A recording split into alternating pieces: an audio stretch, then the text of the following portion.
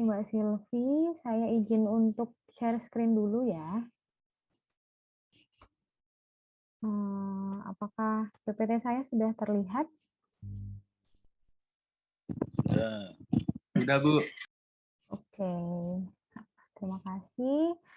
Assalamualaikum warahmatullahi wabarakatuh. Selamat sore Bapak, Ibu, dan rekan-rekan sekalian. Alhamdulillahirabbil alamin, kita dapat berkumpul dalam keadaan sehat pada agenda rutin kita untuk upgrade pengetahuan dengan topik hari ini adalah P3K atau pertolongan pertama pada kegawat daruratan. Saya Hanina Mardatila, saya mohon izin untuk memaparkan materi pada hari ini. Jadi sebagai pendahuluan, sebenarnya kita semua tahu ya kalau kegawat daruratan itu bisa terjadi pada siapa saja, kapan saja, dan di mana saja. Jadi alangkah baiknya apabila kita tahu bagaimana cara menangani atau memberikan pertolongan awal pada kondisi-kondisi tersebut. Dan untuk P3K ini sebenarnya fokusnya ada ke 3 hal.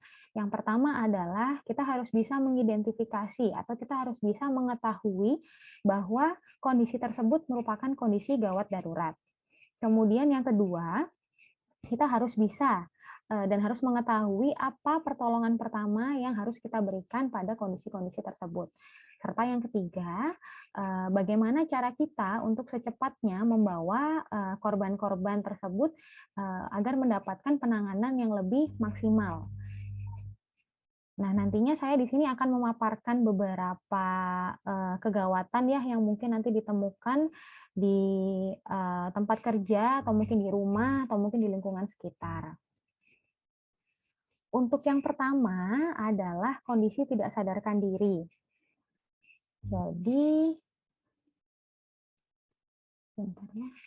Jadi pada kondisi tidak sadarkan diri ini sebenarnya bisa diakibatkan oleh beberapa hal. Yang pertama adalah pingsan. Nah, untuk pengertian pingsan sendiri ini sebenarnya tidak adanya respon dari seseorang bahkan setelah diberikan rangsangan sentuh maupun verbal dengan memanggil seperti itu ya. Tapi ketika diperiksa nadi dan nafasnya masih ada. Kemudian yang kedua, adanya penurunan respon atau tidak adanya respon pada seseorang disertai dengan adanya nafas yang tidak teratur atau adanya gangguan nafas atau bahkan nafasnya itu tidak terasa lagi. Dan yang ketiga adalah kondisi tidak adanya respon korban disertai dengan adanya nadi. Tidak adanya nadi. Jadi itu disebut dengan serangan jantung atau paling sering dikenal dengan henti jantung. Jadi ketiga kondisi ini itu sudah urut ya, mulai dari yang paling ringan hingga yang paling parah. Jadi ketika ada kondisi tidak sadarkan diri, maka alangkah baiknya kita melakukan tata laksana sesuai dengan bantuan hidup jantung dasar yang pernah saya sampaikan ketika materi jantung kita kemarin. Yang mana bantuan hidup jantung dasar ini harus dikuasai oleh semua orang. Nah, langkahnya bantuan hidup jantung dasar itu seperti apa? Saya akan membahas ulang ya.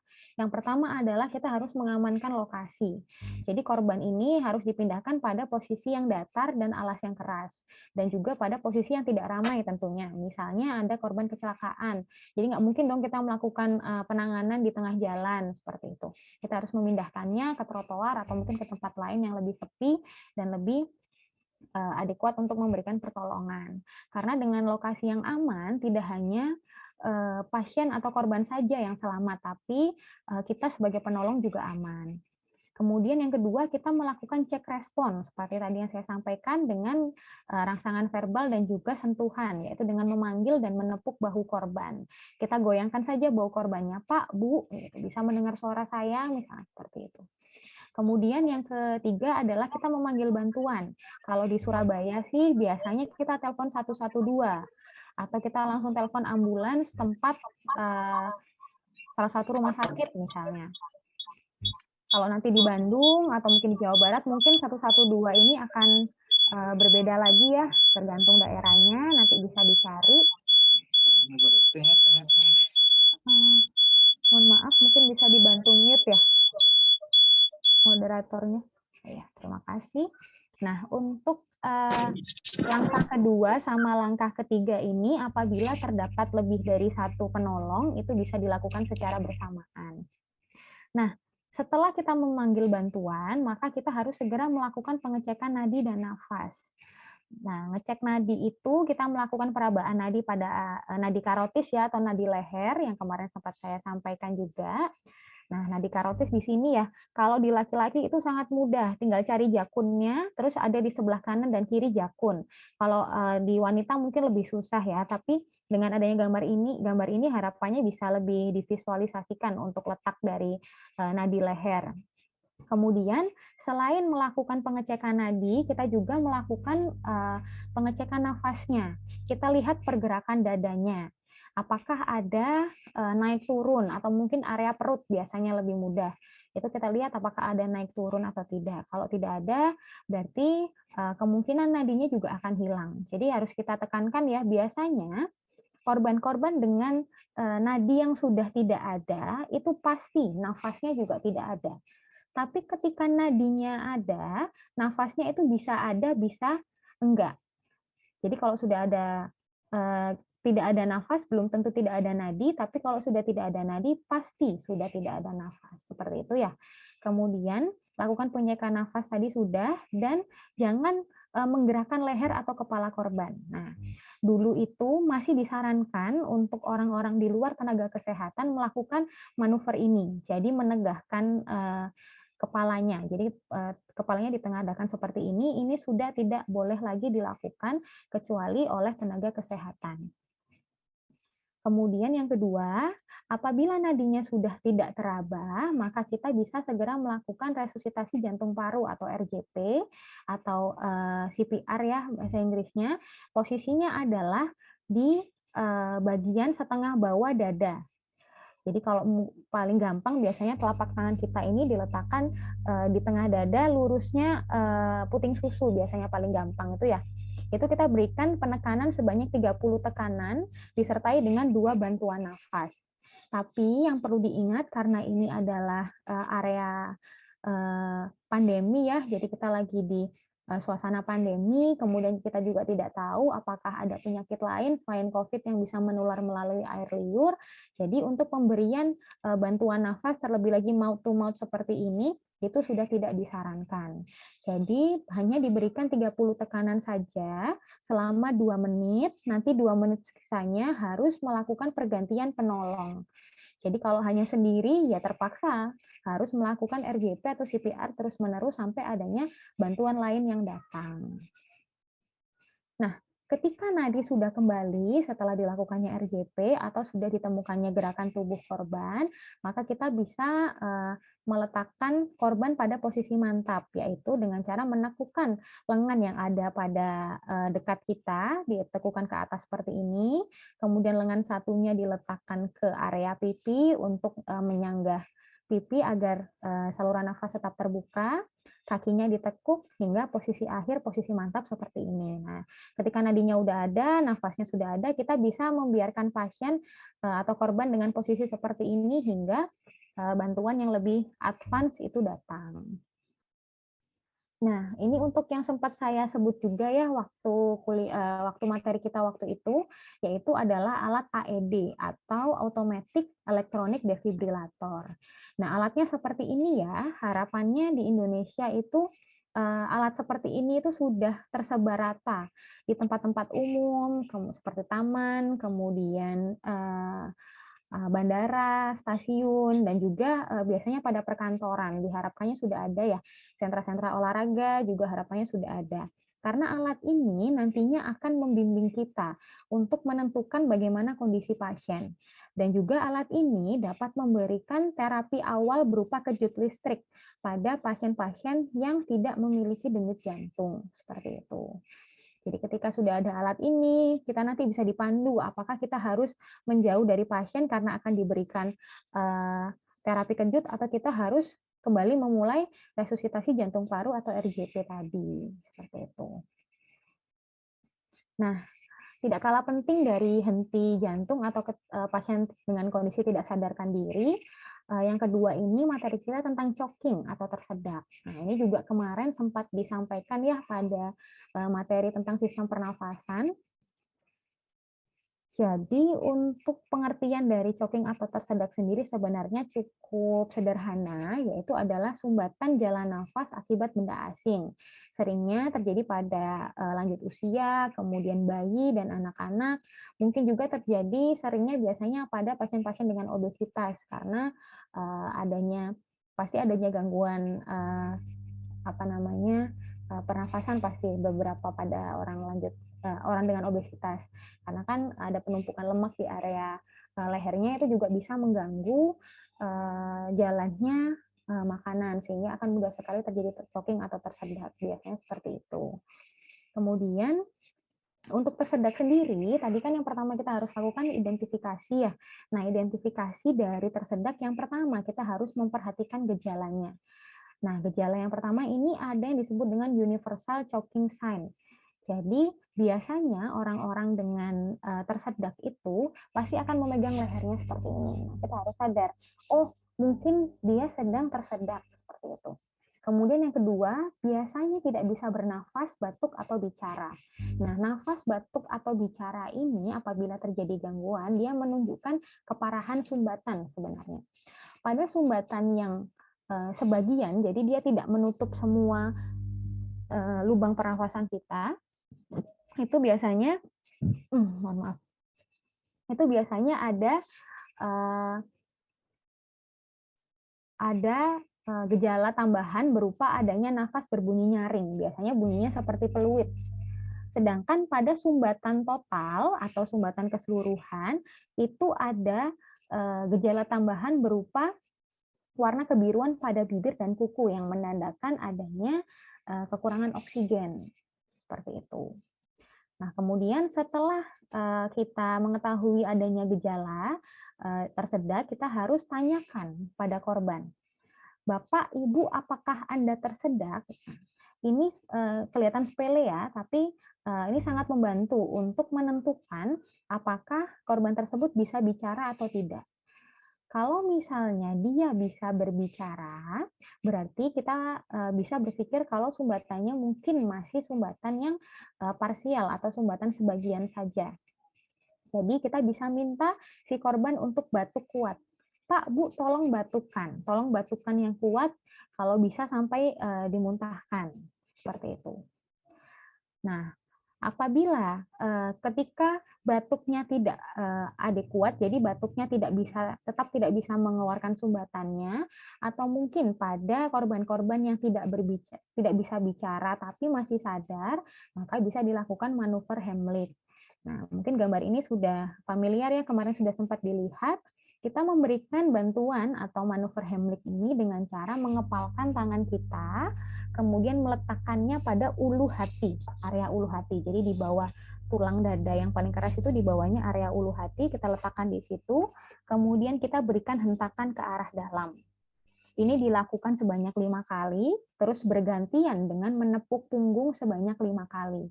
Ini gantian terus sampai si sumbatan itu keluar. Kemudian ketika kita seorang diri ya, jadi mungkin tidak ada rekan di sebelah kita bisa melakukan manuver Heimlich itu sendiri atau manuver Heimlich personal dengan cara sama mengepalkan lengan kita, kemudian meletakkannya di ulu hati dan menekankan pada benda yang keras. Boleh kursi seperti contoh ini, boleh meja ataupun yang lainnya, hingga si sumbatan ini keluar, seperti itu.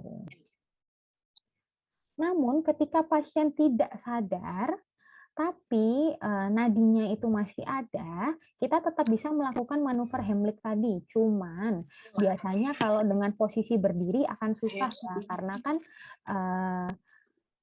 korbannya ini sangat lemas karena udah nggak sadar. Jadinya ini akan sangat susah. Jadi kita bisa melakukan dengan posisi yang berbaring seperti ini. Bisa sama diberikan tekanan pada area ulu hati sebanyak 5 kali ya, 5 kali secara berturut-turut sampai si sumbatan itu keluar.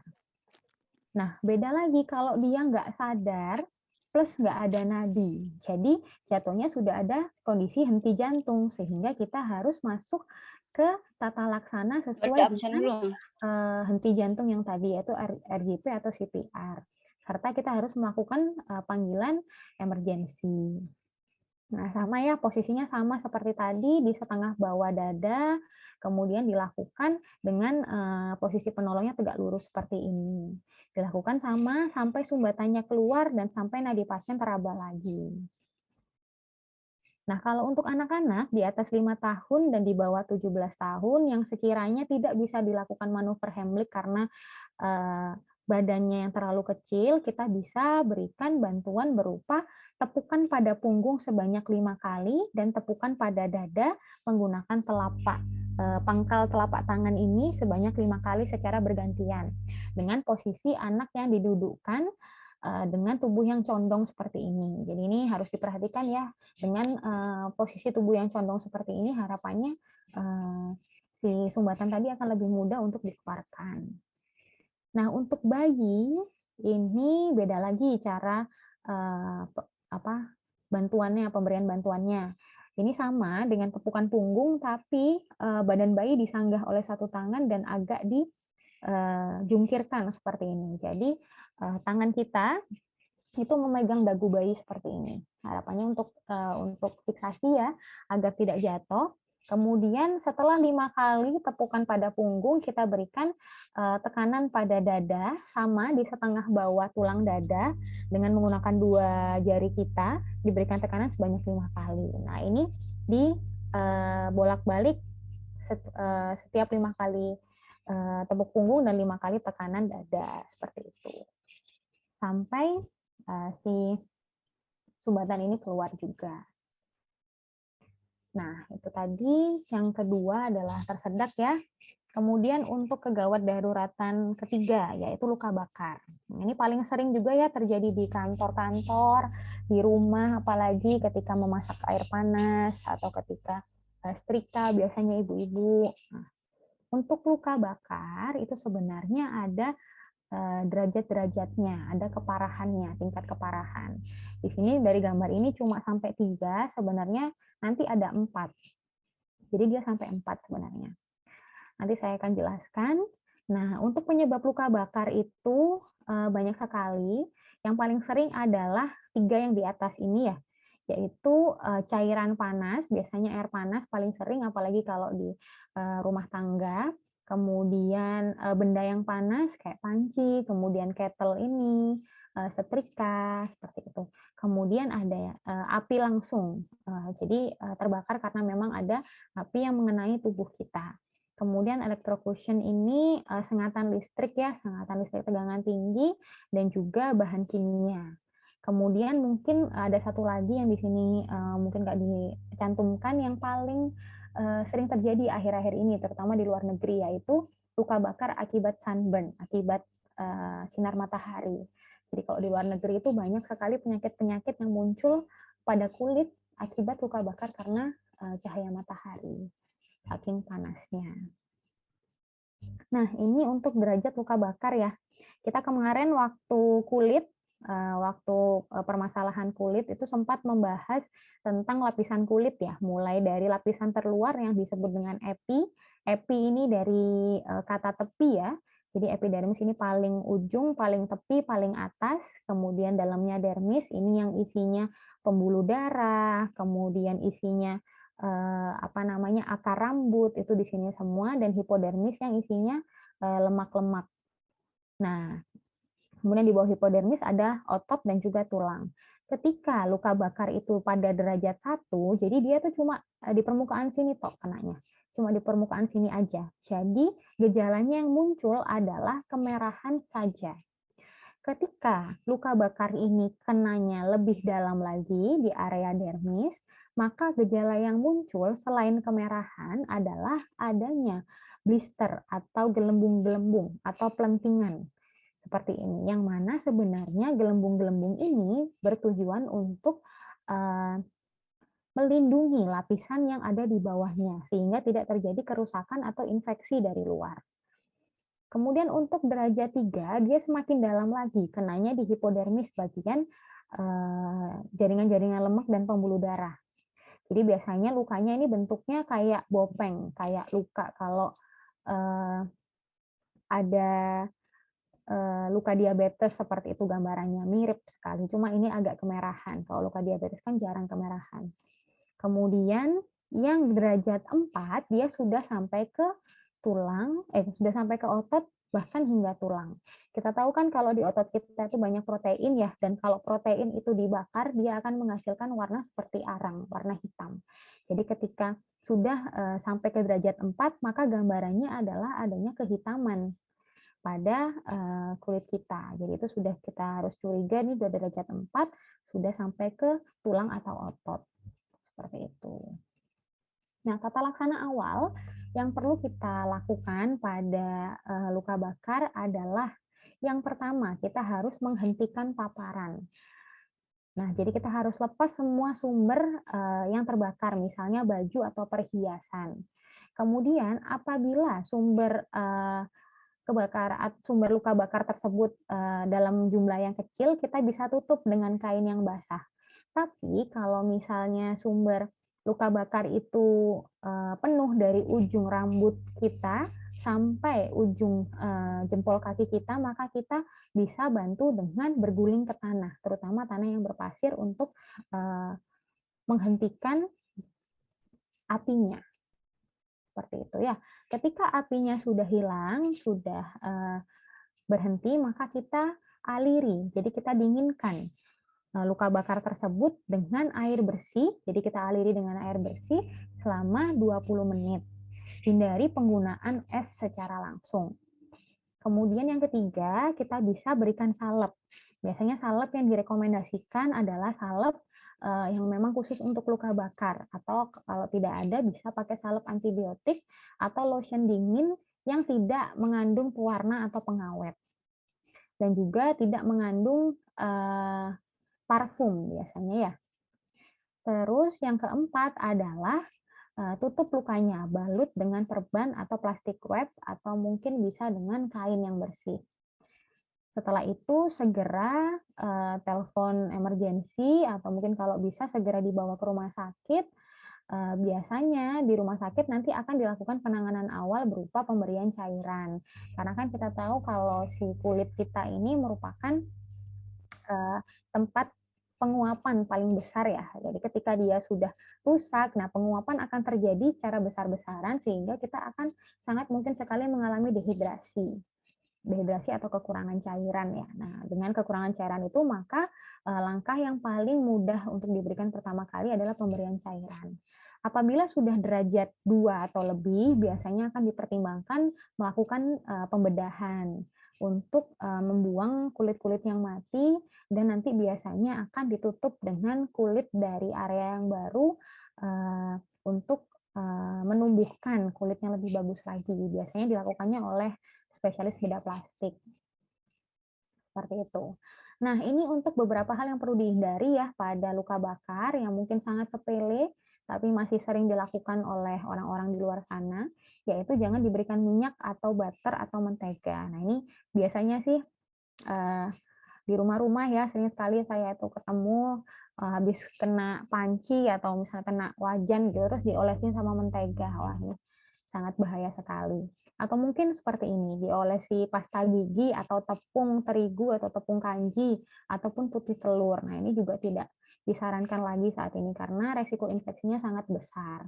Apalagi kalau pasta giginya ada mentolnya, kita oleskan ke kulit kita yang sedang terluka, dia akan menambah kemungkinan iritasi karena mentol itu kan juga panas dan pedas ya. Kemudian hindari juga menusuk apabila ada gelembung-gelembung, jadi jangan dipecahkan karena tadi gelembung itu untuk melindungi bagian yang lebih bawah lagi dari kulit kita. Kemudian hindari pemberian es batu karena dengan perbedaan suhu yang cukup ekstrim dari terbakar diberikan es yang sangat dingin juga akan merusak barrier kulit. Seperti itu. Kemudian kegawatan selanjutnya adalah mimisan. Jadi untuk pengertian mimisan sendiri adalah pendarahan yang terjadi pada hidung. Sering spontan, yaitu maksudnya tidak ada pemicunya, tiba-tiba aja berdarah gitu ya, ataupun akibat dari trauma. Paling sering juga adalah mengupil. Jadi kalau mengupil jangan heboh-heboh ya, karena kita harus tahu kalau di hidung kita, pembuluh darah hidung kita merupakan pembuluh darah yang paling tipis dan paling rentan untuk pecah. Jadi kalau dia terbentur sedikit, dia tersenggol sedikit, dia akan sangat mudah pecah pembuluh darahnya. Nah, apa yang bisa kita lakukan ketika ada mimisan, ketika teman dekat kita atau mungkin diri kita sendiri mimisan, maka yang pertama duduk tegak dan condongkan badan ke depan. Ini perlu diperhatikan ya rekan-rekan, karena sering sekali justru gambar yang sebelah kanan ini yang dilakukan. Jadi sering sekali malah menengadahkan kepala ke atas. Malah ini bisa mengakibatkan sumbatan pada saluran nafas kita. Karena ketika darah itu sudah ada di luar pembuluh darah, sudah nggak di tempatnya lagi, maka si darah itu akan gampang sekali menggumpal dan memadat. Jadi ketika kita posisinya ke belakang, malah dia akan menyumbat saluran nafas. Jadinya kita bisa terganggu pernafasannya. Kemudian tekan hidung selama 10 menit hingga darahnya berhenti. Nah, untuk tempat penekanan itu juga berbeda tergantung dari kecurigaan di mana terjadinya pecahnya pembuluh darah hidung. Jadi pembuluh darah hidung itu ada dua ya, ada yang di depan, ini seperti gambar kiri, atau yang di belakang seperti gambar kanan. Ketika pecahnya itu di depan, biasanya gejalanya darahnya yang mengucur itu lebih banyak dan lebih cepat ya darahnya. Dan tidak ada yang menetes ke tenggorokan. Sedangkan kalau yang pecah yang di belakang, itu biasanya kita di tenggorokan kerasa ada rasa darah gitu. Ada rasa darah, oh berarti ini kita harus curiga kalau mimisannya itu mimisan di belakang. Atau darah yang mengucur keluar ini biasanya nggak deras, jadi dia pelan-pelan atau mungkin cuma bercak-bercak saja yang keluar, seperti itu. Nah, kalau dia yang di pembuluh darah depan, itu kita melakukan penekanannya di cupingnya, di daun hidungnya sini, dilakukan di sini ya. Sedangkan kalau kalau pembuluh darah yang belakang, kita lakukan penekanannya agak ke atas, agak ke pangkal hidung. Seperti itu. Nah, setelah itu kita juga bisa menggunakan kompres dingin pada pangkal hidung untuk menghentikan pendarahan. Jadi ini dilakukan secara bersamaan ya, memencet hidung sekaligus dengan memberikan kompres. Nah, yang perlu diperhatikan adalah ketika mimisan ini membutuhkan penanganan lebih lanjut. Nah, kapan itu? Yang pertama adalah ketika mimisan terus berlangsung setelah 20 menit, padahal sudah dipencet hidungnya, padahal juga sudah diberikan es batu. Atau yang kedua, ketika adanya tekanan pada hidung. Jadi kemungkinan adanya sumbatan akibat darah yang terkumpul di hidung tadi. Nah, ini harus segera dilakukan penanganan di rumah sakit. Kemudian yang ketiga, mimisan yang terjadi setelah adanya cedera kepala. Jadi setelah kepala terbentur atau mungkin setelah kecelakaan dan kepalanya yang terkena duluan, serta adanya pukulan di wajah. Kemudian yang keempat, adanya mimisan disertai gejala seperti nyeri kepala hebat. Kemudian demam. Nah, kalau demam ini yang ditakutkan paling sering adalah demam berdarah. Karena kita tahu kalau demam berdarah kan mempengaruhi pembekuan darah ya, si trombosit itu tadi. Nah, ketika trombositnya sudah terlalu rendah, biasanya akan mudah sekali mimisan. Kemudian apabila ada mimisan disertai dengan penurunan kesadaran. Nah, ini harus segera kita bawa ke IGD rumah sakit untuk dilihat oleh spesialis THT-nya. Nah, kalau butuh penanganan rumah sakit, biasanya penanganan yang lebih advance itu adalah dengan penggunaan tampon. Kalau yang ini untuk Nesuno aja ya, kalau untuk pembuluh darah yang depan yang rusak, yang berdarah itu dibuatnya tamponnya seperti ini. Ini dimasukkan satu sampai rongga hidung kita itu penuh. Nah, ini rasanya sangat tidak nyaman. Kemudian untuk yang kedua adalah apabila kita mimisannya akibat dari pembuluh darah yang belakang. Ini juga dipasang tampon dengan pemasangan yang lebih tidak menyenangkan lagi. Kita masukkan selang lewat hidung, terus nanti selangnya ini diambil dari mulut. Jadi ini melewati kerongkongan kita ya, jadi pasti akan ada rasa ingin muntah. Terus yang ujungnya nanti diisi oleh balon. Nah, balonnya nanti dimasukkan dengan cara selang yang dari hidung ini tadi ditarik sampai akhirnya menyumbat seperti ini. Harapannya ketika sudah diberikan penekanan seperti ini, si pembuluh darah itu akan berhenti untuk mengeluarkan darah seperti itu. Jadi kalau sudah sampai separah ini akan sangat tidak nyaman sekali rasanya. Dan biasanya tampon seperti ini baru bisa dikeluarkan setelah 2 atau 3 hari. Jadi selama 3 hari kita akan tersiksa seperti ini. Nah, setelah mimisan, selanjutnya adalah keracunan. Nah, keracunan ini juga sering sekali terjadi terutama di rumah-rumah ya, apalagi di anak-anak kos, paling sering nih keracunan tiba-tiba ternyata makanannya udah basi tapi sayang dibuang, jadinya tetap dimakan aja. Nah, ini paling sering terjadi. Kalau untuk keracunan makanan itu ada beberapa gejala, mulai dari gejala yang ringan sampai gejala yang berat. Untuk gejala ringan seperti lemas di seluruh tubuh, kemudian pusing, kemudian muntah tidak berhenti, hingga pucat atau kebiruan. Terus kalau untuk gejala berat, pertama ada gangguan irama jantung. Jadi jantung ini berdebarnya kok kencang sekali, lebih kencang daripada biasanya, seperti kita setelah berlari. Padahal kita nggak lagi lari, kita lagi istirahat, misalnya seperti itu.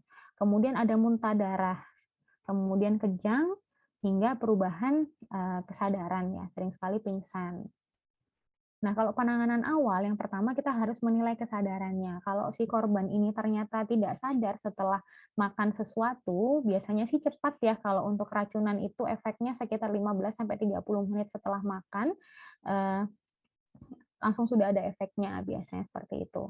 Atau mungkin kalau misalnya jenis kadar racunnya yang memang sudah sangat parah, dia akan lebih cepat lagi, bisa dalam waktu 5-10 menit. Kemudian untuk penolong dan juga untuk korban, jauhi racun, gunakan alat pelindungan diri, dan bila perlu periksakan makanan atau zat yang dicurigai tadi ke pusat toksikologi. Dan kemudian yang paling penting tata laksana awalnya adalah kita mencegah dehidrasi, karena sebagian besar keracunan itu pasti akan muntah atau diare. Jadi kita harus banyak minum air putih atau minum oralit kalau bisa. Dan yang keempat, ini juga tidak kalah penting adalah dekontaminasi atau membuang zat-zat racun yang ada di tubuh kita dengan cara pemberian obat mengandung karbon aktif atau arang. Dulu sih obat-obatnya ini dijual bebas ya, tapi sepertinya sekarang sudah tidak bisa. Jadi kalau mau dekontaminasi ini sebaiknya dengan anjuran dokter.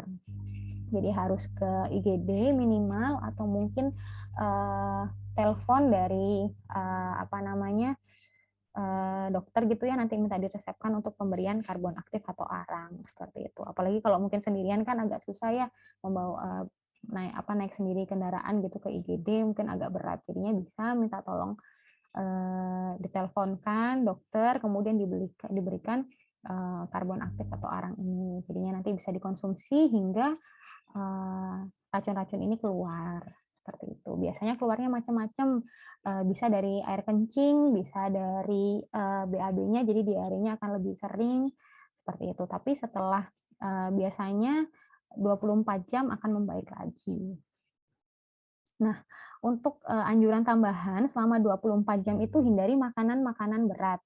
Jadi kita disarankan untuk makan ringan seperti bubur, kemudian buah-buahan kayak pisang atau alpukat, kemudian oatmeal. Nah, sedangkan untuk konsumsi makanan berlemak itu juga dihindari, dan konsumsi susu atau olahan susu ya. Jadi sering sekali orang keracunan justru udah bilang minumin susu aja gitu, biar netral, biar hilang racunnya, padahal tidak. Kenapa? Karena kembali ke poin pertama, hindari makanan berat. Nah, susu itu sangat berat untuk dicerna karena kandungannya begitu padat. Jadi susu ini dihindari. Dia pertama, selain makanan berat, dia juga tidak membantu untuk menetralkan racun yang ada di tubuh kita. Kemudian beristirahat. Pastikan kondisi hidrasi sudah kembali, baru mulai beraktivitas. Nah, kemudian ini trauma pada mata ya. Trauma pada mata ini juga sering terjadi. Nanti yang saya akan sampaikan ini ada 2 jenis trauma mata, trauma kimia akibat zat-zat asam atau basa, dan trauma tumpul. Kalau trauma kimia ini tadi ya akibat zat asam atau zat basa, jadinya mengakibatkan kerusakan pada si struktur mata. Nah, kalau misalnya traumanya akibat zat-zat asam, misalnya, akibat salah satu dari zat yang dibawa ini ya, itu bisa mengakibatkan suatu penggumpalan protein, yang mana ini terjadi di permukaan saja, superficial aja, gambarannya kayak katarak gini ya. Ini bisa ada penurunan penglihatan, bisa tidak. Tapi seringnya ada penurunan penglihatan sih, tapi ini cenderung masih bisa ditangani kalau, segera dibawa ke IGD. Karena ini tidak sampai lapisan paling dalam ya, ini cuma di permukaan aja. Sedangkan kalau trauma basah akibat sabun, sampo, pembersih rumah tangga, atau mungkin, zat, natrium atau, kalsium hidroksida ini, dia bisa mengakibatkan penghancuran. Jadi dia bukan penggumpalan lagi, tapi proteinnya tuh hancur. Struktur matanya itu hancur. Ini bukan lagi penurunan penglihatan, tapi kehilangan penglihatan atau kebutaan. Karena yang terkena itu lapisannya lebih dalam dan lebih parah. Jadi basah ini lebih cepat sekali menyerap ke mata kita daripada si asam. Jadi kalau sudah terkena basah, kemungkinan atau resiko untuk mengalami kebutaan sangat tinggi. Nah, apa yang bisa kita lakukan sebagai tata laksana awal untuk mencegah keparahan dari, trauma kimia ini? Yang pertama adalah kita miringkan kepala ke arah mata yang terkena, tetesan zat kimia tadi, agar, tujuannya mata yang nggak kena itu masih bisa terselamatkan. Kemudian tahan kelopak matanya tetap terbuka dan aliri mata dengan air mengalir selama 30 menit. Jadi cukup lama ya dialiri dengan air 30 menit, kemudian tutup area mata dengan bebat yang longgar dan bersih. Setelah itu segera bawa ke IGD rumah sakit. Biasanya kalau di IGD nanti dia akan dilakukan bedah kecil, bedah minor gitu sama spesialis matanya untuk dilihat apakah ada struktur yang rusak atau kalau traumanya sudah cukup parah ya, apakah ada struktur yang bisa diselamatkan, biasanya seperti itu. Nah, untuk trauma tumpul ini biasanya akibat, benturan atau pukulan atau mungkin, sering juga akibat, tekanan yang tinggi seperti ketika kita bersin terlalu hebat atau pada ibu-ibu yang sedang melahirkan, itu kan, ngedennya terlalu kuat gitu ya, atau pada, pasien-pasien dengan konstipasi, orang-orang yang memiliki konstipasi yang tidak bisa BAB, biasanya itu kan ngeden terlalu kuat. Nah, itu bisa mengakibatkan trauma tumpul pada pembuluh darah, mata. Nah, gambaran trauma tumpul ini tadi bukan seperti trauma kimia, tadi yang, dia kan kerusakan proteinnya. Nah, kalau ini trauma tumpul adalah kerusakan pembuluh darahnya. Jadi gambarannya berupa pendarahan. Ada 2 jenis, yang pertama pendarahan pada area putih. Area putih mata kita atau sering kita sebut dengan sklera atau, konjungtiva. Itu biasanya gambarannya dia cukup heboh ya. Jadi pendarahannya bisa sampai, terlihat separah ini. Tapi sebenarnya kalau pendarahannya hanya pada area putih, dia itu tidak nyeri dan tidak ada penurunan penglihatan dan biasanya akan terserap sendiri selama 7 sampai 21, hari. Kemudian biasanya kalau dibantu dengan kompres-kompres dingin, dia akan lebih cepat lagi berhentinya. Nah, kalau trauma tumpul yang kedua, ini tempatnya adalah di bagian hitam bola mata kita di sini ya. Nah, ini yang cukup bahaya. Biasanya kalau ini akibat bersin, akibat batuk atau mengedan ini agak jarang terjadi. Paling sering biasanya kalau penumpukannya di area hitam itu karena trauma. Biasanya kalau paling sering pada pemain-pemain bola. Nah, pemain bola yang terkena benturan bola itu paling sering ada pendarahan di area sini. Ini bisa mengalami penurunan penglihatan hingga kebutaan apabila grade-nya atau derajatnya lebih dari 2, jadi sampai melebihi setengah, hitamnya bola mata kita, itu harus dilakukan, operasi. Nah, tata laksana awal sebelum kita membawa ke rumah sakit, kita harus, menaikkan posisi, sandaran kita. Jadi kalau bisa tetap dibaringkan, tapi setengah duduk gitu loh. Jadi, sekitar 30 sampai 90 derajat, atau 45 sampai 90 derajat, dibaringkan setengah duduk, terus segera dibawa ke, rumah sakit. Jadi jangan ditelentangkan seperti ini, nanti akan tambah, naik lagi si darahnya, seperti itu. Nah, kemudian ini selanjutnya adalah terkilir, retak, dan patah tulang. Ini sempat saya bahas juga ketika materi otot dan tulang kemarin. Untuk yang pertama itu terkilir ya. Kalau terkilir itu pasti ada 5 gejala ini. Bengkak, kemudian nyeri, lebam, tidak dapat digerakkan, dan adanya suara kletek-kletek atau popping sound. Nah, perlu dibedakan dengan kecurigaan ke arah patah tulang atau retak adalah dengan perabaan. Memang harus diraba walaupun nyeri. Ketika diraba terasa seperti ada rasa krek-krek gitu ya, atau sering disebut dengan krepitasi. Jadi ada rasa krek-krek atau mungkin bahkan sudah tidak ada sambungan tulang lagi. Jadi antar tulang itu harusnya dipegang itu nyambung, tapi kok ini nggak ada sambungan tulangnya. Itu berarti bukan terkilir. Nah, kalau terkilir hanya 5 gejala ini saja. Nah, tata laksana awalnya, ingat ya yang kemarin ya, RICE, yaitu rest, ice, compress, dan elevate. Kalau rest itu kita harus istirahatkan kaki yang mengalami terkilir ini selama minimal 48 jam. Kemudian kita kompres selama 20 menit dengan frekuensi 4 sampai 8 kali sehari. Jadi minimal 4 kali sehari, setiap kompresannya, setiap kompres dinginnya ini sekitar 20 menit. Kemudian kompres. Kompres di sini bukan kompres es, yang maksudnya kompres di sini adalah menekan atau memberikan bebat. Jadi pemberian bebat ini sebaiknya memang dilakukan oleh tenaga kesehatan di rumah sakit atau di IGD. Tujuannya untuk mengurangi bengkaknya. Dan elevate atau ditinggikan. Jadi setelah sudah dilakukan ketiga hal ini, kita tinggikan ketika kita tidur. Kita tinggikan dengan sanggahan 2-3 bantal biasanya. Harapannya agar aliran darahnya ini lebih lancar. Nah, ketika ada kecurigaan ke arah retak atau patah tulang, maka tata laksana awal adalah yang pertama, hindari memindahkan posisi tulang yang retak atau patah. Jadi ini akan sangat mudah sekali mengalami gangguan ketika kita memindahkan dengan posisi yang salah. Kemudian longgarkan ikat pinggang dan kerah baju. Jika ada pendarahan, kita tekan bagian lukanya dan kita tutup. Jadi harapannya biar pembuluh darahnya itu ikut mampet.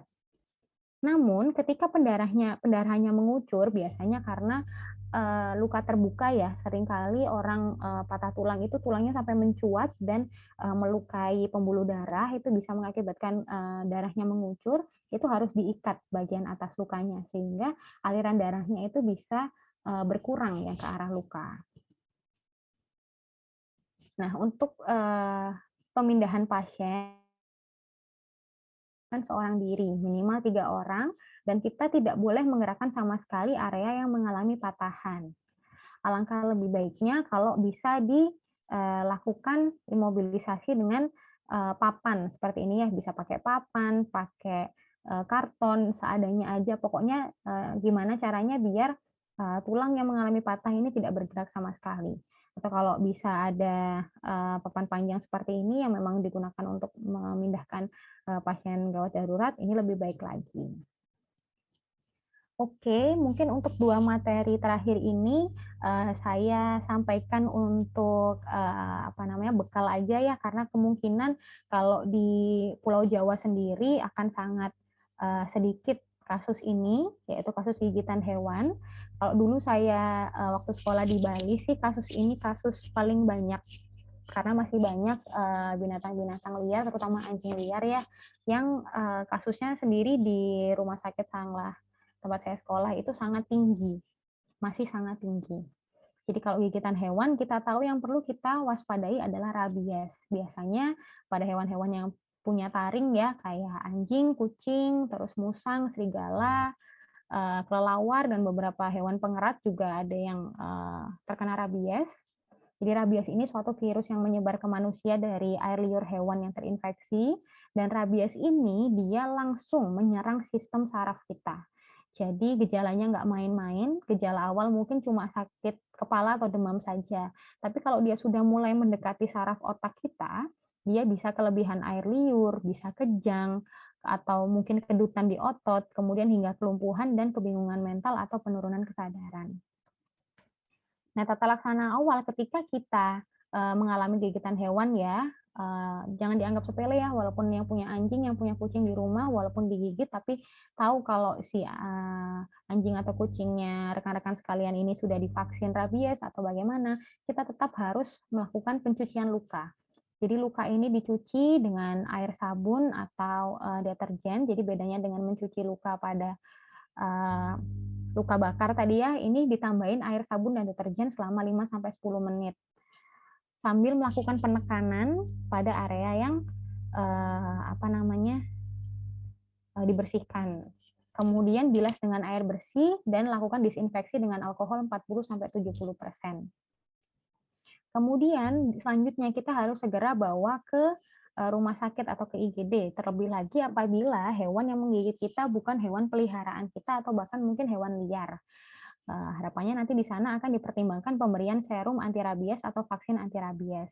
Tapi kalau di Indonesia sendiri pemberian SAR atau VAR ini itu diberikannya pada kondisi-kondisi khusus, yaitu pada luka resiko tinggi. Luka resiko tinggi itu seperti apa? Yaitu adalah luka gigitan atau jilatan pada mukosa.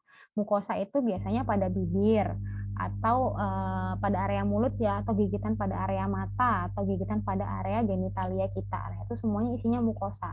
Kalau kita digigit di situ, kita harus segera diberikan SAR atau VAR. Kemudian luka di atas bahu, jadi di leher atau di kepala.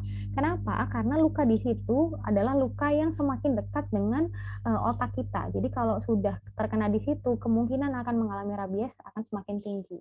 Jadi kita harus segera diberikan SAR atau VAR. Luka yang lebar, serta yang terakhir adalah luka banyak atau multiple. Nah, ini sebenarnya ya tata laksana yang khususnya, tapi ini nice to know aja. Pokoknya kalau bisa si hewan ini harusnya ditangkap dan diobservasi. Jadi misalnya memang awal itu luka kita luka resiko rendah. Jadi mungkin kita nggak perlu diberikan VAR ya atau SAR. Tapi ternyata setelah kita observasi hewannya selama 10-14 hari, kok hewannya lama-kelamaan menunjukkan adanya gejala ke arah rabies, maka si VAR atau SAR ini harus segera diberikan ke kita, seperti itu. Nah, untuk yang terakhir ini adalah gigitan ular. Nah, gigitan ular ini mungkin masih sering ya kalau di Pulau Jawa, masih sering karena masih banyak sawah, masih ada rawa-rawa juga, jadi gigitan ular ini masih sering ditemukan. Nah, yang pertama tetap identifikasi ya, yang paling penting adalah identifikasi warna, kemudian bentuk ular, terlebih lagi bentuk kepala, serta perkiraan ukuran ularnya. Setelah diidentifikasi, yang jelas cari pertolongan ke rumah sakit. Nah, selain mengidentifikasi ular, kita juga bisa mengidentifikasi dari bekas gigitannya. Jadi kita harus melihat gigitan ular. Ini kalau gejala gigitan ular yang berbisa ya, yang pertama adalah biasanya tusukannya tuh cuma 2 tapi dalam. Tapi sangat dalam, terus biasanya disertai dengan bengkak dan kemerahan karena kan ada bisanya ya. Jadinya dia akan mengiritasi area sekitar. Kemudian nyeri pada gigitan, kalau sudah parah bisa mengalami kesulitan bernafas, terus mengeluarkan air liur, peningkatan detak jantung, mual dan muntah, penglihatan kabur, berkeringat, hingga mati rasa pada area gigitan atau wajah atau badan. Nah, biasanya seperti ini nih. Kalau ular berbisa, dia sering sekali, ini pengetahuan awam ya, mungkin nanti kalau misalnya ada waktu luang, saya coba share lagi jenis-jenis ular yang sekiranya berbisa atau tidak berbisa. Jadi kalau ular berbisa, secara umumnya itu kepalanya bentuknya segitiga. Sedangkan kalau ular tidak berbisa, dia cenderung bulat atau lonjong seperti ini. Terus kalau gigitannya, dia cenderung cuma 2 seperti ini dan dalam, kemudian ada bengkak kemerahan karena efek bisanya itu tadi. Sedangkan kalau ular yang tidak berbisa, dia gigitannya kecil-kecil tapi banyak sehingga membentuk suatu garis dan tidak disertai dengan kemerahan atau bengkak karena memang tidak ada bisanya. Nah, ini gambaran contoh ya, salah satu ular berbisa, dia ada taringnya setajam ini, dan kepalanya bentuknya segitiga. Terus kalau ini yang ular tidak berbisa, giginya banyak nih, kecil-kecil. Jadi gambaran gigitannya juga panjang, berbentuk titik-titik yang membentuk garis panjang, seperti itu. Nah, untuk yang pertama, untuk yang kedua setelah identifikasi tadi, yang harus kita lakukan adalah kita harus menjauh dari ular apabila kita masih ada di lokasi. Jangan lari, jangan juga mengejar ular. Jadi kita harus menjauh secara perlahan, jangan panik. Kemudian apabila ada cipratan bisa yang mengenai mata, kita harus aliri dengan air, seperti tata laksana trauma kimia tadi ya. Dan kemudian yang keempat, istirahatkan. Jadi jangan sampai area yang mengalami gigitan ular ini tadi itu bergerak terlalu banyak, karena akan lebih mempercepat perjalanan bisanya. Jadi harus diistirahatkan dan posisikan lebih rendah dari jantung. Kemudian yang kelima, lepaskan pakaian atau aksesoris yang ketat. Kemudian diistirahatkan dengan posisi seperti ini yang disarankan ya. Jadi posisi lukanya ini lebih rendah dari jantung. Jantungnya kan ada di atas ini ya. Ini posisinya lebih rendah. Kemudian segera datang ke penanganan yang lebih advance.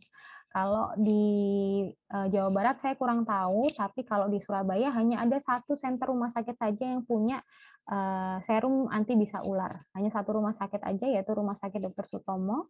Kalau di Jawa Barat mungkin nanti bisa dicari-cari ya, center rumah sakit mana aja yang punya serum bisa ular. Karena sebenarnya tidak semua rumah sakit punya. Jadi pemerintah pun juga tidak menganggarkan begitu banyak sabu, karena sabu ini kita masih tidak bisa produksi sendiri, diproduksinya dari luar negeri, kita hanya beli. Nah, yang paling penting ini kita harus menghindari, yang pertama mengejar atau menyerang ular, kemudian mengucek mata, menghisap atau menggores atau menggosok ya luka. Jadi lukanya ini boleh dibersihkan, boleh ditap-tap gitu aja ya, pakai air bersih atau pakai cairan infus boleh, tapi tidak boleh digosok atau bahkan dihisap atau bahkan ditusuk. Harapannya biar bisanya keluar dari darah, itu nggak boleh karena akan mengakibatkan infeksi yang lebih parah.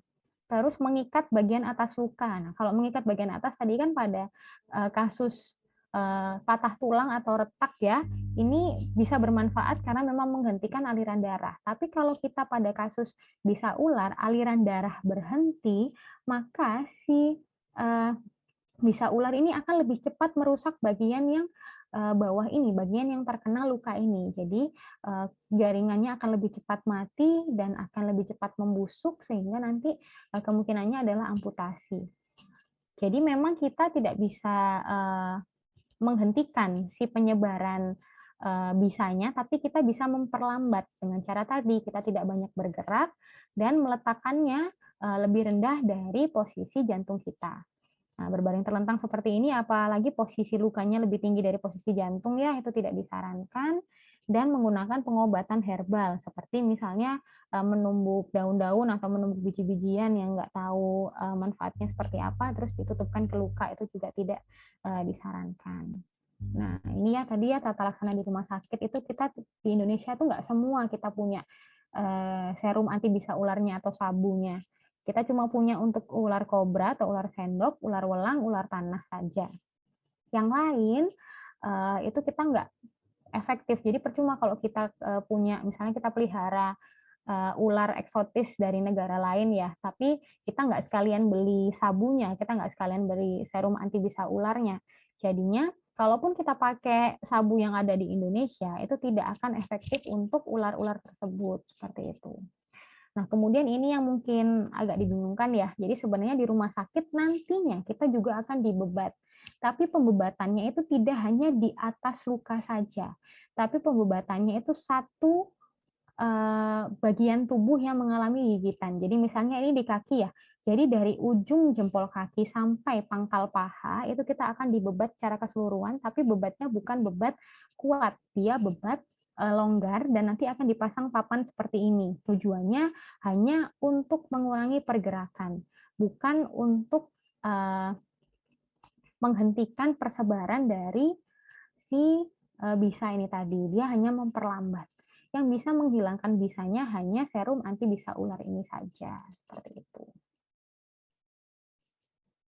Baik, mungkin sekian pemaparan materi saya pada sore hari ini. Mohon maaf apabila ada salah kata. Terima kasih. Wassalamualaikum warahmatullahi wabarakatuh. Apabila ada pertanyaan yang ingin disampaikan, saya persilahkan. Waalaikumsalam warahmatullahi wabarakatuh. Terima kasih Dokter Hanina atas penjelasan materi pada webinar hari ini. Untuk teman-teman, untuk rekan-rekan sekalian, boleh silakan bertanya secara live atau melalui chat di kolom chat webcam di Zoom ini. Untuk pertanyaan pertama, baik teman-teman, apakah ada pertanyaan pertama nih? Kalau nggak ada nih yang bertanya. Ada pertanyaan titipan dari Pak Bima. Dok, gimana sih tandanya patah tulang pasca kecelakaan? Apakah tulang itu dalam keadaan patah, retak atau tidak? Itu cara melihatnya itu kayak gimana sih kalau dengan kasat mata? Kan kita nggak pernah tahu ya dok, setelah ada kecelakaan gitu, ini tuh patah tulang apa gimana gitu. Terima kasih dok. Oke, terima kasih pertanyaannya. Pak, siapa tadi? Mbak Sylvia yang tanya? Pak Bima Rama. Oh iya, Pak Bima. Untuk Pak Bima, terima kasih pertanyaannya. Jadi kalau untuk patah tulang sendiri, kalau bukan patah tulang yang terbuka dalam artian yang tulangnya sampai mencuat keluar sehingga kelihatan, itu memang agak susah untuk mengidentifikasi. Terlebih lagi apabila patahannya itu bukan patahan yang total. Jadi patahan itu nanti akan ada beberapa bentuk lagi, Pak. Jadi dia ada patahan total yang benar-benar semuanya terlepas. Jadi semua bagian tulang, misalnya tulang seperti ini ya, semuanya terlepas. Ada yang hanya patah tapi hanya bergeser gini saja, itu juga ada.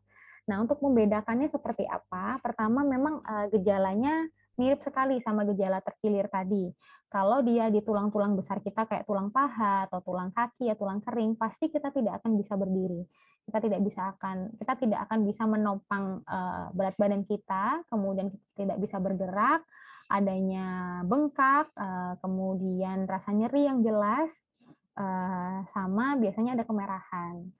Tapi kalau misalnya kita secara kasat mata sendiri, itu tidak bisa maksimal untuk mengetahui dia patah tulang atau hanya retak atau mungkin hanya terkilir saja. Kita harus melakukan perabaan, Pak.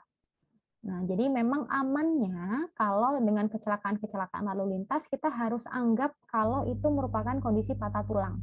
Jadi kita akan lebih hati-hati untuk memindahkan korban. Seperti itu. Jadi, semua kondisi kecelakaan yang kita temui di jalan atau mungkin kecelakaan di rumah tangga setelah terjadi dari tangga seperti itu ya, atau di perkantoran, itu alangkah baiknya selalu dianggap sebagai suatu kejadian patah tulang. Jadi kita akan lebih hati-hati, kemudian nanti akan diperiksa secara langsung. Kalau misalnya kita mau periksa sendiri silahkan, tapi harus sangat hati-hati dan harus banyak baca teorinya atau nonton teorinya di YouTube ya. Kita lakukan perabaan area mana saja yang kemungkinan ada patah. Biasanya itu teraba sekali kok Pak, kerasa sekali kalau tidak ada sambungan tulangnya. Jadi kita misalnya tulang tangan kita ini ya, kita akan kalau kita raba dari pangkal sampai ke arah siku, ini kan akan lurus sekali dan akan tersambung. Kalau ada patah, pasti dia akan ada gerakan yang mengarah ke retakan atau mungkin bahkan malah nggak ada sambungan tulang. Misalnya di sini tiba-tiba terputus gitu, dia akan terasa sekali ada jeglongan seperti itu.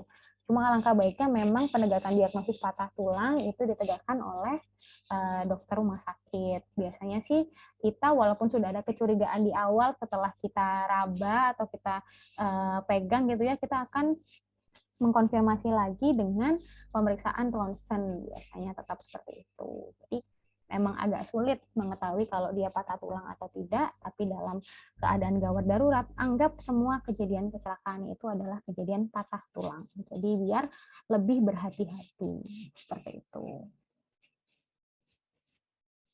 Mungkin segitu aja Mbak Silvi jawabannya.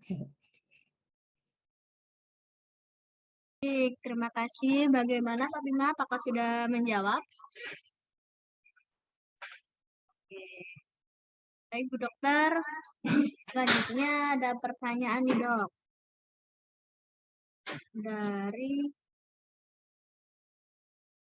Dari Pak Hafiz.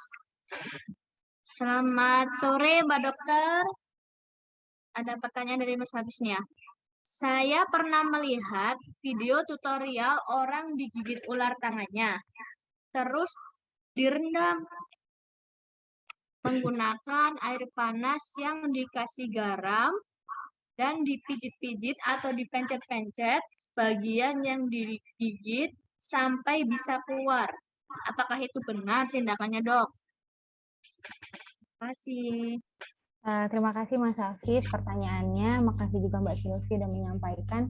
Jadi untuk gigitan ular itu kemarin barusan banget sekitar bulan Agustus kalau nggak salah ya, itu ada rekomendasi paling baru dari satu-satunya ahli bisa ular di Indonesia. Jadi kebetulan beliau datang ke Surabaya memaparkan di rumah sakit yang ada di Surabaya.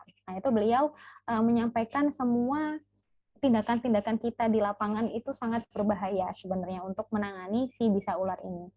Jadi tadi kalau rabies atau gigitan hewan tadi masih ada tempatnya untuk mengeluarkan atau mencoba mengeluarkan kotoran-kotoran atau air liur hewan yang menempel dengan agak ditekan atau dipijat. Bahkan itu mungkin juga beberapa expert ya, beberapa ahli itu agak riskan kalau melakukannya. Jadi ada beberapa ahli yang juga tidak menyarankan. Tapi kalau untuk bisa ular, penekanan atau proses untuk berusaha mengeluarkan, salah satunya dengan dipencet atau dihisap seperti yang tadi saya sampaikan ya, itu tidak disarankan. Kenapa? Karena dengan melakukan pijatan atau melakukan penekanan itu sama saja dengan memanipulasi luka kan, sama saja dengan memberikan pergerakan pada area luka kita. Malah tadi sebenarnya kan sarannya adalah harus didiamkan, tidak boleh banyak bergerak, tidak boleh banyak dimanipulasi, bahkan digosok aja untuk dibersihkan itu tidak boleh. Jadi untuk yang video yang Mas Hafiz sampaikan itu mungkin kalau dari pengetahuan saya ya sementara ini itu masih dilarang ya, nggak boleh dilakukan karena akan sangat bisa mengakibatkan bisa itu mudah sekali menyebar seperti itu. Jadi bahkan kemarin itu beliau juga sangat wanti-wanti ya untuk tindakan-tindakan yang dirasa sepele seperti mengikat area atas luka itu tadi, menghisap, kemudian menoreh, menggosok, menekan, dan apapun itu yang memanipulasi luka, itu sangat tidak disarankan. Makanya tadi kan yang kita lakukan ketika kita ada luka, ya udah diem aja, istirahat aja sampai bantuan datang. Seperti itu. Mungkin seperti itu ya Mas Hafiz. Terima kasih pertanyaannya. Baik, terima kasih Bu Dokter. Bagaimana Pak Hafiz? Apakah masih ada pertanyaan lanjutan? Sudah cukup, terima kasih Bu Dokter. Iya, sama-sama Mas. Baik Bu Dokter, untuk pertanyaan selanjutnya Dok, ada pertanyaan titipan. Bagaimana cara mengatasi shock pasca kecelakaan? Soalnya kan biasanya kalau kejadian peristiwa gitu kan korban suka merasa shock gitu kayak jantung berdebar, tangan bergetar, seperti itu Dok. Bagaimana cara mengatasi shock korban tersebut? Makasih Bu Dokter. Oke, makasih ya Mbak Silvi, makasih juga untuk penanya. Jadi sebenarnya kalau shock itu dalam lingkup medis sebenarnya ada dua jenis ya. Ada shock kejiwaan, ada shock klinis. Shock klinis itu dalam arti kita mengalami kekurangan cairan sehingga munculnya gejala-gejala seperti yang tadi Mbak Silvi jelaskan. Jantungnya berdebar, kemudian badan gemetar. Jadi ke arah klinisnya mengalami memang cairannya kurang atau ada pendarahan yang mengakibatkan cairannya itu hilang seperti itu. Itu jelas tata laksananya sesuai dengan pemberian cairan. Jadi harus diinfus, harus diberikan transfusi darah apabila memang ada pendarahan ya pada pasien kecelakaan. Kita harus hentikan sumber pendarahan dengan operasi dan sebagainya. Itu kalau untuk shock klinis. Kalau untuk shock secara psikis atau shock kejiwaan, kita bisa yang pertama kita istirahatkan pasien dulu, kita jauhkan dari area kecelakaan, ada beberapa orang yang melakukan pemeriksaan terhadap klinis pasien, terhadap luka-lukanya, dan ada beberapa yang menenangkan. Misalnya bisa diberikan minuman apabila daerah leher atau daerah kepala tidak ada trauma, silahkan diberikan minuman. Tapi apabila ada jejas di leher, apabila ada jejas di kepala dalam artian luka ya, itu kita harus mempertimbangkan pemberian minuman. Karena tidak semua luka atau tidak semua kecelakaan itu bisa ditenangkan dengan kasih minum. Kalau dikasih minum, tapi ternyata ada luka di leher atau di kepala, malah membahayakan. Bisa mengakibatkan suatu cedera yang lebih parah lagi. Jadi ya, alangkah baiknya kalau memang shock psikis ya, dipinggirkan, diberikan penenang berupa bau-bauan hangat, atau mungkin bau-bauan aromaterapi, kemudian diistirahatkan, jangan dikerumuni ya, biasanya paling sering adalah pasien kecelakaan itu dikerumuni, korbannya itu sangat kasihan, dia akan semakin shock, dia akan semakin stres ketika dikerumuni. Jadi kalau ada rumah terdekat atau mungkin toko terdekat yang bisa digunakan sebagai tempat beristirahat, kalau bisa langkah baiknya pemilik toko atau pemilik rumah itu mengizinkan untuk beristirahat sebentar di situ. Jauhkan dari kerumunan, jauhkan dari bahaya juga dari jalan raya. Mungkin seperti itu, Mbak Silvi. Baik, Bu Dokter. Terima kasih. Tadi sebenarnya yang tanya itu saya sendiri, nih, Dok. Oke. Masih kalau habis ada peristiwa gitu suka shock memang, Dok. Benar banget. Baik, Dok. Ada pertanyaan lagi nih dari Ade Ridwan. Bapak Ade Ridwan yang bertanya, lebih dahulu mana, menolong korban atau menghubungi bantuan, Bu Dokter? Mangga, Bu. Terima kasih untuk Pak Ade Ridwan ya. Jadi kalau untuk menolong korban itu sebenarnya tetap ada sekuensnya. Jadi sama seperti yang sempat saya sampaikan tadi ya. Pertama, tetap harus mengamankan lokasi. Jadi mengamankan lokasi itu dalam artian ketika korban itu ada di jalan raya, kita harus pinggirkan dia. Itu harus pertama kali dilakukan. Kemudian kita harus cek respon. Atau kalau misalnya memang ada bantuan di sekitar kita, kita tinggal panggil aja, tolong ada orang tidak sadar, misalnya seperti itu. Atau tolong ada orang yang terjatuh. Itu boleh dilakukan secara bersamaan, boleh. Tapi yang jelas kita harus memperhatikan kondisi pasien dan kondisi kita sebagai penolong. Kalau sekiranya misalnya korban tadi itu pada keadaan yang tidak bisa kita tolong tanpa tenaga bantuan, misalnya dia pingsan atau mungkin tidak sadarkan diri pada kondisi kebakaran hebat ya, kebakaran rumah hebat, sedangkan kita tidak punya peralatan atau tidak punya kemampuan untuk menerjang apinya, ya jangan kita tolong karena akan menambah korban lain, yaitu diri kita sendiri. Atau korban tidak sadar pas lagi berenang, kita nggak bisa renang, kita nggak ada alat-alat untuk menyelamatkan, misalnya pelampung atau mungkin perahu ya, itu jangan kita lakukan. Jadi yang pertama tetap mengamankan lokasi, yaitu amankan korban dan amankan penolong. Kemudian cek respon itu tadi, setelah respon sudah memang tegak bahwa dia tidak ada respon, tidak bisa mendengarkan kita, maka kita bisa segera mengambil atau memanggil bantuan. Nah, kecuali memang kejadiannya di tempat yang ramai, bahkan menurut saya mungkin tanpa kita meminta untuk memanggil bantuan, pasti akan ada yang tergerak untuk memanggilkan bantuan ambulans. Harusnya seperti itu. Karena dari layanan 112 sendiri di Surabaya itu rata-rata yang menghubungi justru bukan penolong yang ada istilahnya hands on ke pasien ya, ke korban, itu bukan yang sedang menyelamatkan korban, tapi malah tukang-tukang becak yang ada di sekitar atau mungkin gojek-gojek yang ada di sekitar, itu mereka yang telepon 112 atau telepon ambulans. Jadi sebenarnya kalau penolongnya banyak bisa dilakukan secara bersamaan semuanya.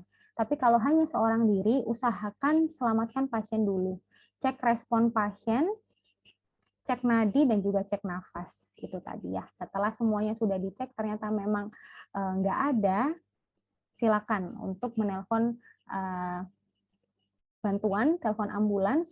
Kemudian kita mulai tata laksana lanjutan. Apakah itu harus di RJP, diberikan tekanan itu tadi, ataukah mungkin bisa ditunggu aja, seperti itu. Kayak gitu untuk Pak Ade Ridwan. Baik, terima kasih Bu Dr. Hanina. Bagaimana Pak Ade Ridwan? Sudah terjawab? Sudah, Bu. Pak. Apabila ada rekan-rekan yang mau bertanya secara langsung atau live, mangga dipersilahkan. Baik, apakah ada yang mau bertanya secara langsung ini? Tidak ada ya. Sekali lagi mengingatkan untuk rekan-rekan sekalian, jangan lupa untuk absen, karena absen akan menentukan pemenang undian roda keberuntungan hari ini. Di mana seperti biasa akan ada hadiah spesial untuk peserta yang hadir di sini sebanyak 3 orang peserta yang beruntung. Sekali lagi ya, jangan lupa absen. Oke, Dokter Hanin, ada yang bertanya lagi nih dok. Dari Bapak Muhammad Akmal, oh ini THR yang baru dok. Dia bertanya, apakah penanganan seperti pengobatan tradisional, misalkan perut bagian terkilir dianjurkan, apakah safety dan tidak menimbulkan efek jangka panjang pada bagian tubuh yang terkilir pada kondisi terkilir? Pertanyaan ada di kolom chat, Bu Dokter. Bapak Muhammad Akmal. Kayaknya nggak muncul di saya, Mbak. Tapi yang tadi saya tangkap dari Mbak Silvi, jadi pokoknya pengobatan tradisional ya untuk untuk terkilir ya. Ya, mengurut bagian yang terkilir, apakah itu dianjurkan? Apakah itu memberikan dampak jangka panjang atau tidak, Bu Dokter? Apakah itu termasuk safety juga atau tidak? Terima kasih. Terima kasih untuk Pak Muhammad Akmal ya. Itu pertanyaan bagus, benar-benar pertanyaan bagus menurut saya. Kenapa? Karena masih sangat sering dilakukan. Jadi kalau saya bilang ya, itu sangat tidak dianjurkan, Pak. Tidak boleh melakukan pengurutan atau pemijatan sedikit pun pada kondisi curiga terkilir atau patah tulang atau bahkan retak. Jadi sering sekali ya, mohon maaf mungkin saya sebut merek ya. Jadi sering sekali mungkin orang kecelakaan dibawa ke sangkal titik-titik, ya, mungkin pada banyak tahu ya. Mohon maaf saya sebut merek, tapi memang sebagian besar orang-orang itu percaya katanya setelah dipijat jadi enakan, katanya setelah dipijat tulangnya jadi nyambung. Itu sangat tidak benar. Jadi kenapa tadi mungkin saya lupa menyampaikan ini juga, makasih Mas Akmal sudah bertanya, jadinya bisa terbuka ya bahasan ini. Itu sangat tidak boleh dilakukan karena banyak pasien yang kembali ke dokter tulang, banyak pasien waktu saya belajar dulu di rumah sakit, itu dia kembali dengan kondisi tulang yang sudah tidak bisa nyambung dengan sempurna. Jadi dia mengalami cacat secara total dan secara permanen. Jadi akibat dari pemijatan itu, karena sekali lagi mungkin dari pemijatnya kan tidak tahu ilmunya ya, dia nggak tahu posisi saraf kita, dia tidak tahu posisi tulang kita, tidak tahu posisi pembuluh darahnya. Jadi ketika dilakukan pemijatan itu yang penting bengkaknya hilang, yang penting kemerahannya hilang, yang penting nyerinya hilang. Tapi ternyata si tulangnya ini nyambungnya mengsle, nyambungnya nggak sama. Kemudian bahkan mungkin beberapa tulang itu sampai nggak nyambung ya. Kasus paling parah yang pernah saya temukan, si tulang ini dia membentuk tulang-tulang baru sendiri. Tapi antara tulang baru itu nggak ada yang menyambung. Jadinya dia lumpuh total permanen, nggak bisa ada obatnya akibat tidak langsung berobat ke rumah sakit atau ke tenaga medis, tapi malah dipijat. Ya, memang bukan dipijat di tempat yang tadi saya sebutkan sih, tapi dipijat sendiri. Tapi sama aja. Kalau memang mau berikan hangat-hangat gitu ya setelah dikompres es, mau dikasih hangat-hangat biar pegel-pegelnya hilang, itu silahkan, tidak apa-apa.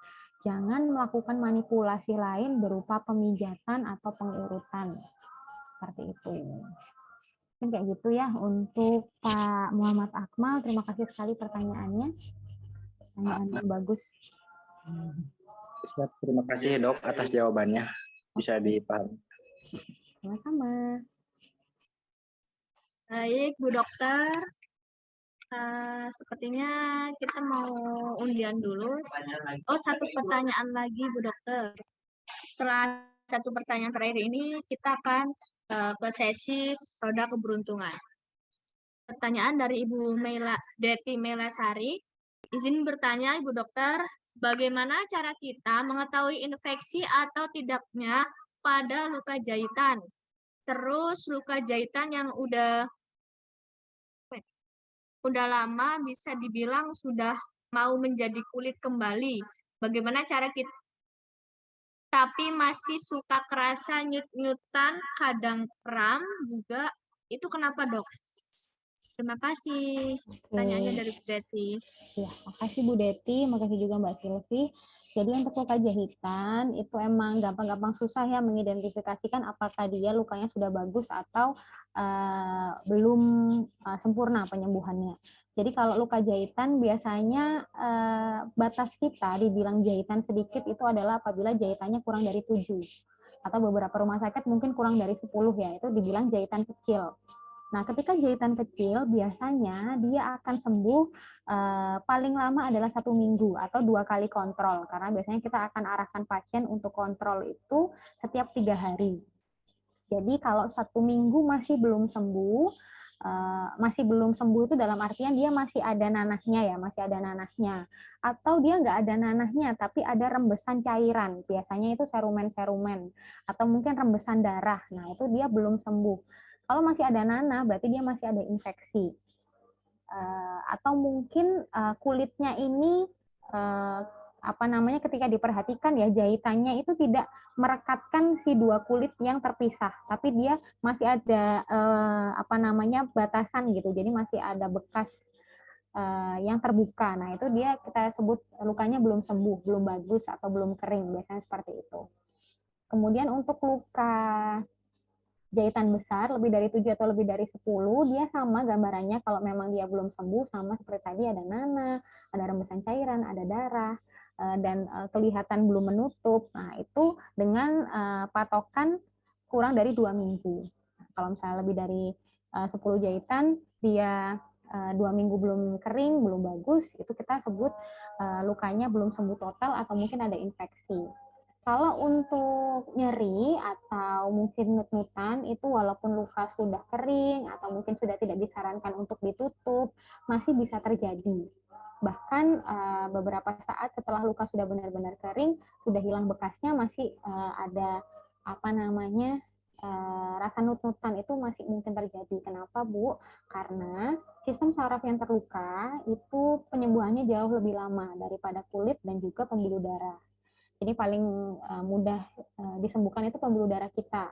Yang kedua kulit, yang terakhir baru paling lama adalah saraf. Jadi pasti pada area yang memiliki perlukaan pada sarafnya, dia akan beberapa kali masih sering sakit. Nggak usah jahitan ya Bu ya. Biasanya pada pasien-pasien yang sudah pas mudanya sudah pernah kena cacar, terus waktu usia dewasa imunnya turun, kemudian dia terkena cacar yang kedua atau sering kita sebut dengan herpes zoster ya. Itu biasanya sering pada area dada atau area punggung. Nah, si herpes zoster itu dia juga bekerja dengan merusak kulit dan juga merusak sel sarafnya. Nah, sel sarafnya herpes zoster ini dipercaya yang rusak karena herpes zoster, sel sarafnya ini dipercaya baru bisa mengalami penyembuhan setelah 1-2 tahun. Nah, itu karena virus ya, apalagi karena kecelakaan yang cukup hebat sampai perlu dijahit. Mungkin bisa lebih lama, tapi juga beberapa kalau imunnya lagi bagus bisa lebih cepat penyembuhan sarafnya. Jadi sebenarnya nggak perlu khawatir kalau luka itu masih nut-nutan atau masih nyeri, itu belum tentu ada infeksi. Cuma perlu diperhatikan kalau ada rembesan cairan atau bahkan sampai ada nanah, baunya nggak sedap, terus apa namanya kemerahan di sekitarnya, apalagi kalau badannya Bu Deti atau mungkin apa kita lainnya yang terkena yang punya jahitan yang terkena infeksi itu sampai panas, sampai demam. Nah, itu perlu diperhatikan, kalau itu perlu diwaspadai atau dicurigai kalau memang ada infeksi di tubuh kita, seperti itu. Kalau dari nut-nutan aja atau dari nyeri-nyeri aja sebenarnya tidak bisa mencurigai ke arah sana. Oke, seperti itu Mbak Silvi dan Bu Deti. Ya dok. Oke. Terima kasih Bu Dokter. Bagaimana Bu Deti? Bisa menjawab ya? Jawab cukup. Baik, rekan. Oke. Baik rekan-rekan sekalian nih, kita mau di ujung acara. Tapi sebelum kita tutup, seperti biasa kita akan undian hadiah quiz webinar pada hari ini. Baik, dipersiapkan ya. Kalau tidak menjawab panggilan, maka dianggap gugur seperti biasa.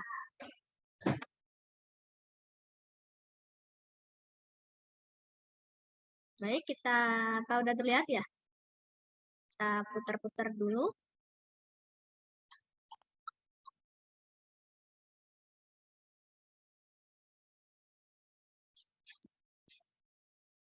Udah mau nih. Putar-putar.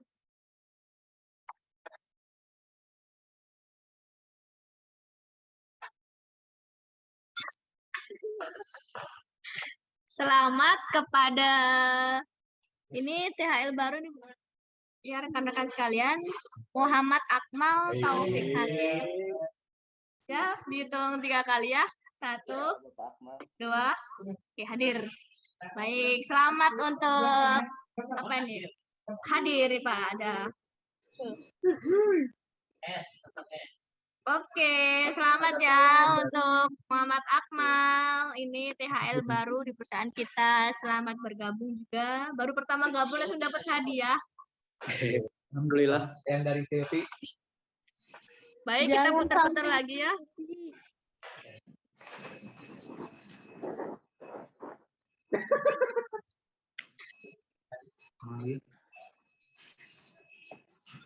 Ya, selanjutnya pemenang kedua adalah Ibu Dea Rizky. Itu 1 detik ya, belum dihitung. Oke, selamat Ibu Dea Rizky. Iya, percaya. Ditunggu ya hadiahnya Teh. Oke ya, semoga barokah hadiahnya. Amin. Terima kasih. Terima kasih Sama-sama. Patri. Terima kasih Patri. Baik, kita putar-putar lagi ya untuk mempersingkat waktu. Hadiah ketiga.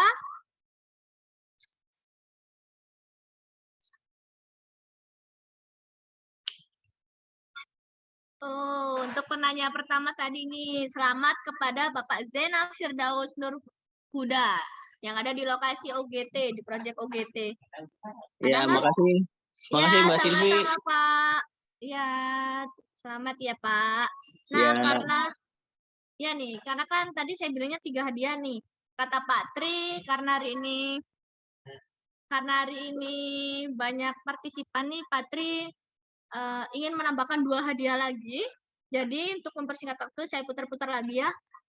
Nambah 2 hadiah lagi nih. Semoga rekan-rekan beruntung pada hari ini.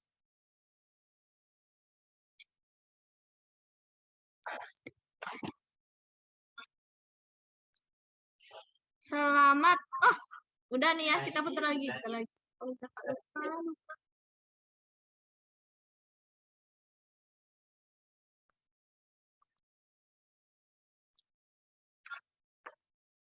Kepada Bapak Rizky Sulaiman. Bapak Rizky Sulaiman. THL baru itu, Bu. THL baru. Bagaimana? Mari kita hitung ya. Nggak hadir ya. Terima kasih, Bu. Oh, ada nih Rizky Sulaiman, THL baru. Selamat ya. Tadi ditunggu hadiahnya. Terima kasih. Sama-sama. Kita putar-putar lagi ya. Sudah.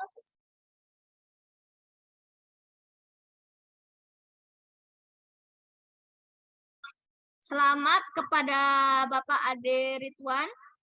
Tadi juga sempat bertanya nih Bapak Ade Ridwan. Ya Ibu, terima kasih. Oke, selamat ya. Kebanyakan pemenangnya ini TL baru ya.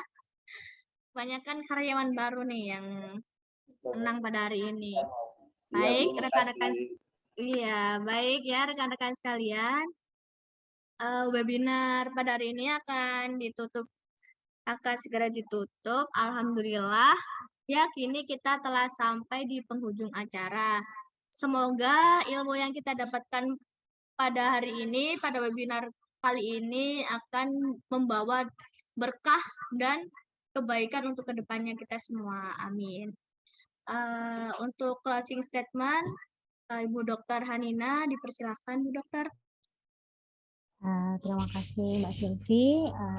Saya mengucapkan terima kasih pada rekan-rekan dan Bapak Ibu sekalian yang sudah meramaikan dan berpartisipasi di acara webinar kita pada hari ini. Terima kasih sekali untuk pertanyaan-pertanyaannya dan antusiasnya. Mungkin kalau dari saya ada masukan agar materi-materi kegawatan ini bisa dibuatkan sebuah poster ya. Jadi bisa dibuatkan sebuah poster, kemudian ditempel di beberapa tempat yang ada di kantor, sehingga nanti bisa dibaca sering-sering, jadi bisa diperhatikan, dibaca. Jadi kalau nanti sewaktu-waktu ya, semoga jangan sampai ada yang butuh pertolongan lebih lanjut, jadinya bisa lebih mudah untuk melihat dari poster itu tadi. Karena kalau memang dalam bentuk materi ini aja kan agak males ya, kadang-kadang buka PDF-nya, buka PPT-nya tuh agak males. Tapi kalau sudah bentuknya poster, ditempel di dinding akan sangat mudah sekali dibaca. Jadi bisa membiasakan juga. Jadi kalau sering tiap hari dibaca kan nanti kalau ada kegawatan yang perlu ditangani jadi sudah terbiasa seperti itu. Mungkin kalau dari saya itu aja sih. Dan untuk masalah kegawatan ini sebenarnya sangat banyak hal yang sepele, tapi justru hal sepele itu tadi membuat dampak yang besar buat kita ke depannya. Jadi sangat diperhatikan ya untuk kegawatan ini. Kalau di luar negeri beberapa kegawatan ini sudah diajarkan dari junior high school, jadi dari SMP rata-rata itu mereka sudah tahu caranya CPR, caranya RJP yang baik, itu mereka sudah menguasai Heimlich maneuver dan lain-lain, itu semuanya sudah dikuasai dari SMP. Jadi alangkah baiknya kita juga mulai belajar, mulai mengingat-ingat lagi apa yang bisa kita lakukan apabila ada kegawatan-kegawatan seperti itu. Dan tetap jaga kesehatan, tetap giat bekerja, belajar, beribadah, serta stay happy biar jauh dari penyakit. Oke, terima kasih. Wassalamualaikum warahmatullahi wabarakatuh. Waalaikumsalam warahmatullahi wabarakatuh. Baik rekan-rekan, webinar hari ini kita tutup dengan bacaan Alhamdulillahirrahmanirrahim. Untuk rekamannya ya, nanti akan di-share di grup. Untuk rekan-rekan yang tadi masuknya telat-telat, bisa nanti bisa download, akan di-share nantinya. Selanjutnya, apabila ada salah-salah kata atau perbuatan dari saya atau segenap tim, saya mengucapkan mohon maaf yang sebanyak-banyaknya dan terima kasih sebanyak-banyaknya kepada pada Dr. Hanina selaku narasumber pada hari ini, kemudian pada Patri, dan juga kepada tim penyelenggara webinar pada hari ini. Oh, tak lupa lagi dong, dengan peserta-peserta yang hadir pada hari ini dengan antusias dan semangat. Baik, sama-sama Mbak Sylvie. Untuk rekan-rekan yang sedang perjalanan pulang, hati-hati di jalan ya, dilihat jalannya, hati-hati karena mau menjelang malam ini. Untuk rekan-rekan yang masih berada di lokasi kerja atau masih di kantor atau lagi bekerja di proyek, semangat bekerjanya, tetap safety, jangan lupa untuk tetap bahagia. Webinar pada hari ini akan saya tutup. Wassalamualaikum warahmatullahi wabarakatuh. Waalaikumsalam warahmatullahi wabarakatuh. Terima kasih Mbak Sil. Terima kasih Mbak Sylvie, terima kasih semuanya. Sama-sama Ibu Dokter. Terima kasih Bu Silka. Ya, terima kasih Bu Uli. Sudah nggak pernah.